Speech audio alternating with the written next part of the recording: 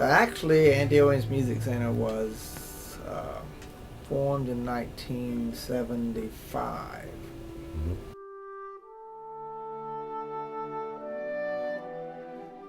And it was a dream, I suppose, you always have when you get a job after you get out of school and you work, and then you get a job in something you love, which that was my love of music, love of piano. So you start working with a music store and you learn the business, and you always dream to own your own.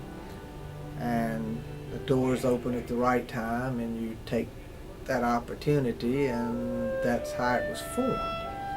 And it actually was formed basically with just doing pianos and organs in 1975. Didn't have all the keyboards and the things we have today, but that was it, basically pianos and organs in those days. And I started that way, and everything grew from that, and it grew out of the changes in the industry from that also. I grew up in the 50s, graduated in 59. There were no what you call college loans. There was no government assistance. There was absolutely nothing. So you either, or your parents, they paid for your continuing education outside of high school, or you didn't get it. I had a high school education. I was somewhat talented in piano. My mother did give me piano lessons. Loved it. Had a natural talent for it.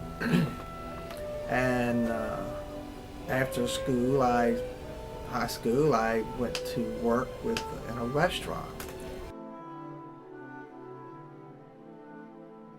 And from that, I took a job working with a dealer who sold pianos, and I traveled around in a little Volkswagen bus with an organ on it to the different churches and demonstrations and things of that nature, and got into the selling aspect of it for 14 years, and I decided at that time the doors opened for me to open my own and go into it on my own, and that's where Andy Owens Music was started.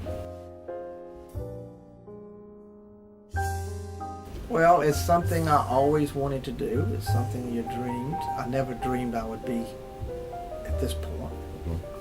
I just always wanted a little small store to do what you like, to make a living and be successful. And it's not something I sat down and made this plan that in such and such a time I'm going to be here. It wasn't.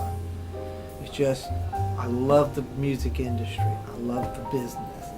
I love talking to people and to guiding people so they can enjoy it like I did. And it's just developed this way. It was never looked at as a job or a chore. You come to work, you're happy. You look forward to every day. You have to. This is no 40-hour-a-week job. We don't do any TV advertising.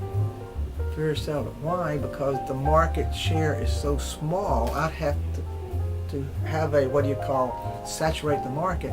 I'd have to hit every major TV station. I'd have to hit CNN. I'd have to hit all these stations to saturate the small. Even though a lot of people think the music industry is large, the music industry compared to the cars, the TVs, and the iPads is teeny tiny market. You look at the numbers, the sales. It's so small in comparison, but it's big in our lives.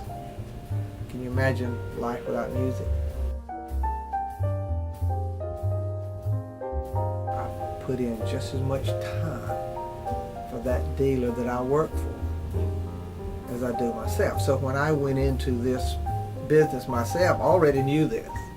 So I worked the same then as when I started my business. There only thing was, I'm making the decisions and controlling everything, where before I have ideas I present to the owners and they say yay or nay and they control it.